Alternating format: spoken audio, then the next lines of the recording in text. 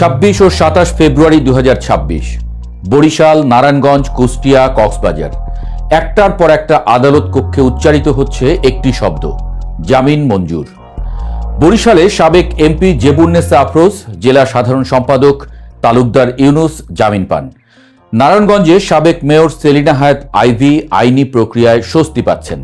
কুষ্টিয়ায় মাহবুবুল আলম হানিফের পরিবারের সদস্যদের মামলায় গতি কমে গেছে। এই নামগুলো শুধু ব্যক্তি নয়, এরা প্রতীক। এমনকি কক্সবাজারের আব্দুর রহমান বদিও জামিন পেয়েছেন।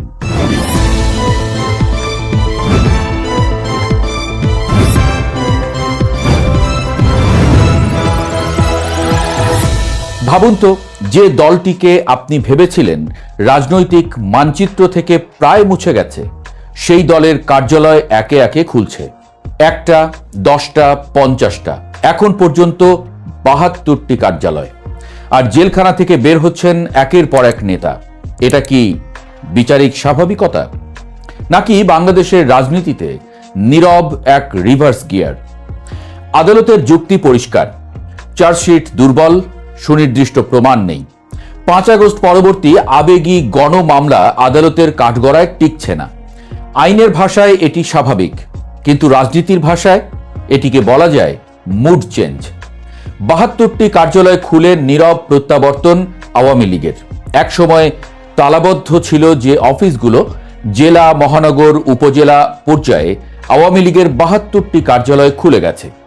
রাজনীতিতে কার্যালয় মানে শুধু ভবন নয়, এটা সংগঠন পুনর্গঠন, মাঠ দখল, বার্তা দেওয়া। আর সেই বার্তাটি কি? আমরা আছি, ছিলাম আর থাকব। রাজশাহী রেঞ্জের ডিআইজি মোহাম্মদ শাহজাহানের নির্দেশনা পরিষ্কার, জামিন পেলেও মাঠে নামলে অন্য মামলায় পুনরায় গ্রেপ্তার বা শন অ্যারেস্ট দেখাতে হবে। অর্থাৎ প্রশাসন পুরোপুরি নরম নয়। কিন্তু প্রশ্ন উঠছে, যদি আদালত বারবার জামিন দেয়, তবে প্রশাসনিক কড়াকড়ি কতদিন টিকবে? এখানেই তৈরি হচ্ছে দ্বিমুখী বাস্তবতা। আদালত বলছে সুসংগঠিত প্রমাণ নেই, জামিন দিচ্ছি। এদিকে প্রশাসন বলছে সক্রিয় হলে আবার গ্রেপ্তার। আর রাজনীতি বলছে পর্দার আড়ালে কিছু চলছে কি? এদিকে রাজনীতির পাড়ায় সমঝোতার গুঞ্জন। সাধারণ মানুষের মধ্যে এখন সবচেয়ে আলোচিত প্রশ্ন, বিএনপি কি কৌশলগতভাবে আওয়ামী লীগের আংশিক পুনরুত্থান মেনে নিচ্ছে? ধারণা দুটি কাজ করতে পারে এক্ষেত্রে। অন্তর্বর্তী সরকার ও বড় দলগুলো হয়তো ভাবছে সম্পূর্ণ নির্মূলের রাজনীতি অস্থিতিশীলতা বাড়ায়। অপরদিকে একটি অংশগ্রহণমূলক নির্বাচন চাইলে বড় দলকে পুরোপুরি বাইরে রাখা যায় না। কিন্তু বিএনপির কর্মীরা কি এই বাস্তববাদ মেনে নিচ্ছে? এখন আসি মূল প্রশ্নে, বিএনপি কি ভালো করছে না নিজের পায়ে কুড়াল মারছে? বিশ্লেষকরা বলছেন মাঠের সমীকরণ বদলে যাবে যদি আওয়ামী লীগ নেতারা মাঠে ফিরতে পারেন। তবে বিএনপির একক আধিপত্যের স্বপ্ন ভেঙে যাবে।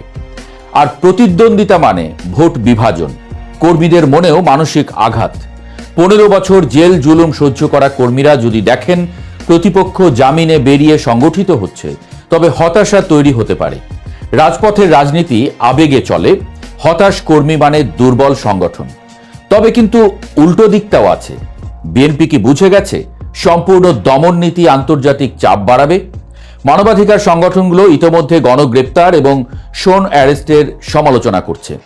আন্তর্জাতিক নজরদারির মধ্যে নির্বাচন করতে হলে আইনি স্বাভাবিকতা দেখানো দরকার। এই হিসেবে দেখলে আওয়ামী লীগের জামিন বিএনপির জন্য রাজনৈতিক ঢালও হতে পারে। তারা বলতে পারবে, দেখুন বিচার ব্যবস্থা স্বাধীন। আওয়ামী লীগ নেতাদের মুক্তি সমাজে 3 ধরনের প্রতিক্রিয়া তৈরি করছে। প্রথমত, সমর্থকদের উল্লাস, তারা মনে করছে সময় বদলাচ্ছে, সুদিন আসছে। দ্বিতীয়ত, বিরোধীদের ক্ষোভ, তারা এটিকে ডিল ভাবছে। আর শেষ ভাগে নিরপেক্ষদের সংশয়, তারা স্থিতিশীলতা চায় কিন্তু অস্থিরতার গন্ধ পাচ্ছে। রাজনৈতিকভাবে দমন যত দীর্ঘ হয়, প্রত্যাবর্তন তত নাটকীয় হয়। বাংলাদেশ কি সেই নাটকীয় প্রত্যাবর্তনের পথে? আইনি লড়াই এখনো আদালতে, কিন্তু রাজনীতি কখনো কেবল আদালতে সীমাবদ্ধ থাকে না। যদি মাঠে 2 বড় দল সমান শক্তিতে নামে, তবে সংঘাতের আশঙ্কা উড়িয়ে দেয়া যায় না। তবে আরেকটি সম্ভাবনাও আছে, এটি হতে পারে বাংলাদেশের রাজনীতির নতুন ভারসাম্য। বিএনপি কি ভুল করছে, নাকি তারা দীর্ঘমেয়াদে একটি বৈধতা নির্ভর রাজনৈতিক পরিবেশ তৈরি করছে, নাকি জামায়াতের উত্থানকে রোধ করতে চাইছে? রাজনীতিতে কখনো কখনো সবচেয়ে ঝুঁকিপূর্ণ সিদ্ধান্তই সবচেয়ে কৌশলী হয়।